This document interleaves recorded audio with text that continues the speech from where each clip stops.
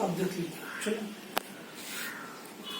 बच्चे, आज की जो हमारी पढ़ाई है, आज हम आप लोगों को सीधे लेकर चलते हैं प्रोज की दुनिया में।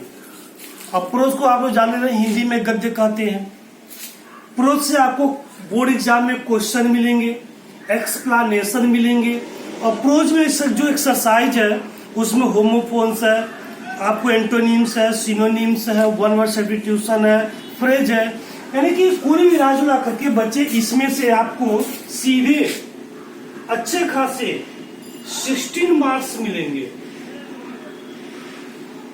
ठीक, अब इसमें है क्या, अब हम आपको अगणित बास्केट पहला लेसन है उसके बारे में बताएंगे। तो बताना कैसे, पहले सुनिएगा गौर से। पहले इसका इंट्रोडक्शन देखा जाए।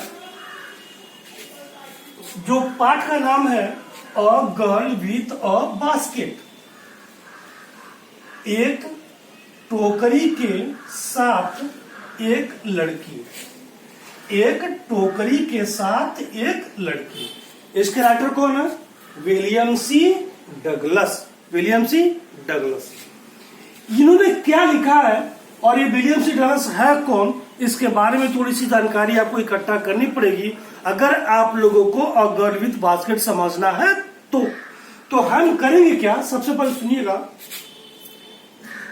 पहली चीज तो ये कि भारत अंग्रेजों का गुलाम था। अंग्रेज भारत पर शासन करते थे और भारत 1947 में आजाद हुआ।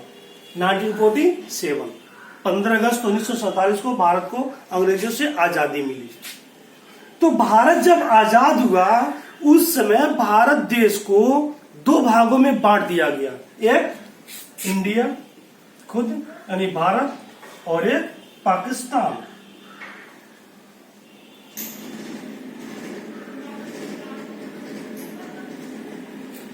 इंडिया और पाकिस्तान दो भागों में बांटा गया।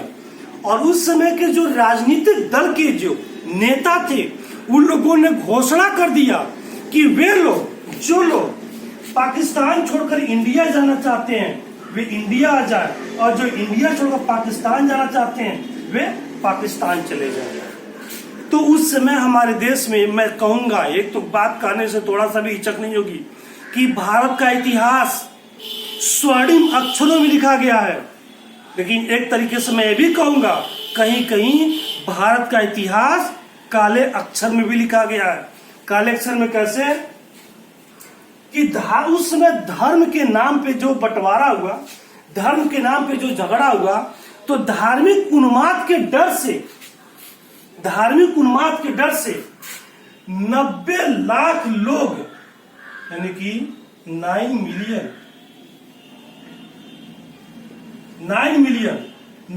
मिलियन लोग पाकिस्तान छोड़कर इंडिया आ गए। 9 मिलियन। तो कई लोग के दिमाग में एक बात आएगी, सर जी 9 मिलियन होता क्या है? तो हम बता रहे हैं 1 million is equal to 10 lakh. कुछ लोग कहेंगे सर जी ये क्या है? हम कहेंगे बच्चे LAC, यस, लाख। लाख को हम ऐसे भी लिखते हैं और लाख को हम ऐसे भी लिखते हैं। तो 10 है तो बहुवचन में रहेगा। आप मेरे बच्चे लाख को चाहे ऐसे लिखिए चाहे ऐसे लिखिए, दोनों तरीके से आपका लाख एकदम अंग्रेजी सही है। लेकिन ये 10 लाख का 1 मिलियन होता है, तो 90 लाख का 9 मिलियन का 90 लाख होगा, यानी कि 90 लाख लोग पाकिस्तान छोड़कर इंडिया आ गए। और आपको पता है कि 1947 में भारत की स्थिति और भारत के लोगों की स्थिति बड़ी दयनीय थी, बहुत ही गरीब थे। और उस समय जो इंडिया से पाकिस्तान से 90 लाख लोग चले वे बहुत गरीब थे। और यकीन मानिए जब चले ना तो और ही गरीब हो गए। कहेंगे सर जी जब चलना शुरू दिखाए और ही गरीब हो गए। हम कहेंगे उनके पास 25 डिसमिल मतलब 1 मंडा 2 मंडा 1 एकड़ जो जमीनें थी पाकिस्तान में, जो घर थे रहने के लिए, तो क्या जमीनिया और घरवा कपड़ा पर लाद के पाकिस्तान से इंडिया लेकर आएंगे? नहीं ना, ऐसा नहीं हो सकता। वे लोग चले ना तो घर द्वार जमीन वहीं पर छोड़ दिए, यानी कुछ था वो छूट गया क्या लेकर आए? वहां से चले 90 लाख लोग, तो खाने पीने के और कपड़ा लत्ता का सामान लेकर चले। और खाने पीने में का रोटी, पराठा, भूजा, चिवड़ा यह लो लेके चले। और कई महीनों की सफर करना शुरू किए। क्यों? पैदल चलना था, रोड सड़कें नहीं थी, जलती तपती हुई सड़कें थी। जब पैदल चलना शुरू किए ना, तो बच्चे कुछ ही दिन में उनका खाना खत्म हो गया, पनिया खत्म हो गया। उस जमाने में हर जगह हैंडपैप या नल थोड़ी हुआ करता था। और यहाँ इतने लोगों के रास्ते में थोड़ी थे कि चलो भाई खैरात में खाना खिलाते चलो। मेरे बच्चे, उनका खाना खत्म हो गया, उनका पानी खत्म हो गया। पाकिस्तान से जब इंडिया लोग चले तो रास्ते में खाना खत्म होने के बाद, पानी खत्म होने के बाद, भूख और प्यास से वे कमजोर हो गए। और जो कमजोर हुआ, उसके बाद जो जहां गिरा वहीं पर मर भी गया, दम तोड़ दिया। बहुत कम लोग इंडिया पहुंच पाए थे बच्चे। और जब इंडिया पहुंचे ना, तो इंडिया उन लोग के माई दादा घर बनवा के थोड़ी ना रखे थे कि चलो बच्चे हम माई दादा तुम्हारे घर बनवा के रखे यहाँ करो जाने लगो। नहीं ना, वे आए, भारत की सरकार ने उन्हें कहा तुम हमारे यहाँ पाकिस्तान से इंडिया में शरण लेने आए हो। क्या लेने? शरण। और शरण चाहिए ना, जब तुम्हें शरण चाहिए तो है 90 लाख लोगों, तुम्हें शरण चाहिए भारत में, तो तुम लोग शरणार्थी हो गए। जिसे विद्या चाहिए वो विद्यार्थी हो गया, जिसे शरण चाहिए वो शरणार्थी हो गया। और शरणार्थी को अंग्रेजी में रिफ्यूजी कहा जाता है। तो 90 लाख लोग जो पाकिस्तान छोड़कर इंडिया में आए, क्या कहलाए वे? शरणार्थी, और अंग्रेजी में रिफ्यूजी। जब हम लेसन को पढ़ाएंगे उसमें शब्द आएगा क्या? 9 मिलियन, तो आप समझिएगा 90 लाख लोग आएगा शरणार्थी। तो शरणार्थी था कौन? 90 लाख लोग जो इंडिया छोड़कर, पाकिस्तान छोड़कर इंडिया में आए वे। और अंग्रेजी में क्या क्या कहा, क्या कहा गया?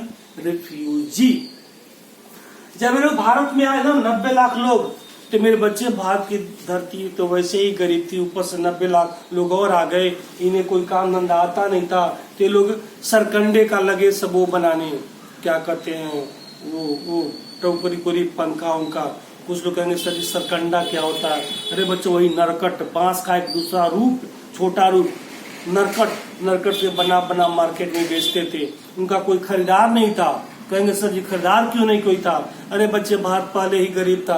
भारत के लोग अपने देश में खुद पहले से बनाकर बेचते थे। अब खुद सोचिए, खरीदार बढ़े नहीं और बना के बेचने वाले लोग और बढ़ गए। भारत की मार्केटिंग व्यवस्था भी धीरे डाउन हो रही थी। भारत और गरीब होता चला गया। लोगों के पास रहने के लिए जमीनें नहीं थी। स्थिति बहुत खराब थी उस समय।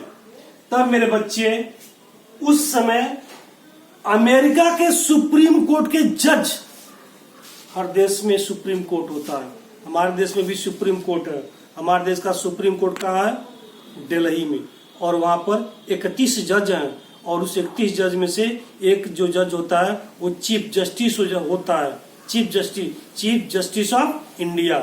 और वहां पे अमेरिका के सुप्रीम कोर्ट के जज थे कौन? William C Douglas. William C Douglas Bharat आकर के भारत के लोगों के दिलों की बातें जानना चाहते थे। भारत के लोगों के मनोदशा को जानना चाहते थे। भारत के लोगों के खान पान, रहन सहन, उनका व्यवहार जानना चाहते थे। तो विलियम सी डगलस जो अमेरिका के सुप्रीम कोर्ट के जज थे, 1950 में भारत आए। और कहां आए?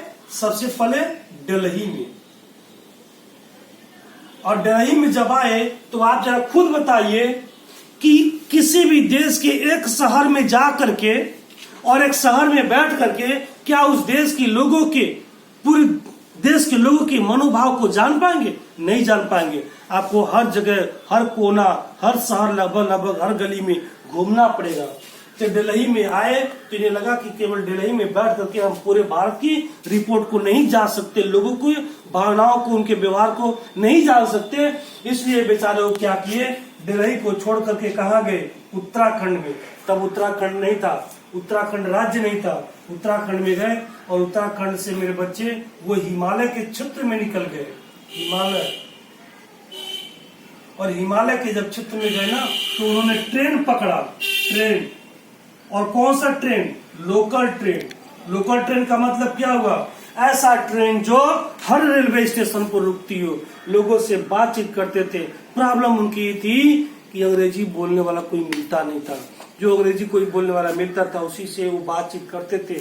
लेकिन रास्ते में इन्हीं के साथ एक घटना घटी, विलियम सी डगलस के साथ एक घटना घटी, और उस घटने ने इनको इतना प्रभावित कर दिया कि ये बेचारे भारत और भारत के लोगों से इतना खुश हुए कि अपनी पूरी कहानी जा करके उस समय तत्कालीन जो भारत के प्राइम मिनिस्टर थे, प्रधानमंत्री पंडित जवाहरलाल नेहरू से जा करके अपनी पूरी कहानी बताए कि देखिए, मुझे भारत के लोगों से प्रेम हो चुका है, और प्रेम होने का कारण क्या है? इनके साथ एक घटना घटी। ये ट्रेन से यात्रा करने के दौरान वो घटना क्या थी, कैसे थी, जब हम आप लोग को लेसन पढ़ाएंगे तब बताएंगे, पढ़ेंगे तो जानेंगे।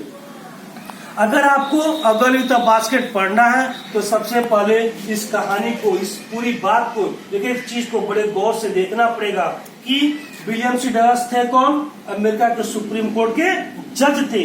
भारत कब आए? 1950 में आए। कहाँ गए? दिल्ली गए। वहां पे वो क्या पता लगाना चाहते थे भारत में? तो भारत के लोगों का व्यवहार जानना चाहते थे, भारत के अधिकारियों की एटीट्यूड देखना चाहते थे।